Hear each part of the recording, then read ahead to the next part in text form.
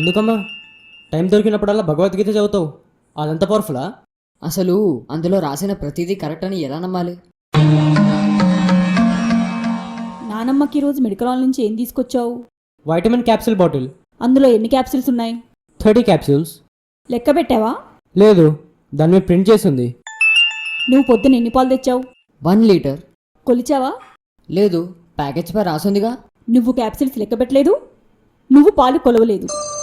Just packet మీద print చేసి ఉంటే నమ్మేశారు అంతేగా.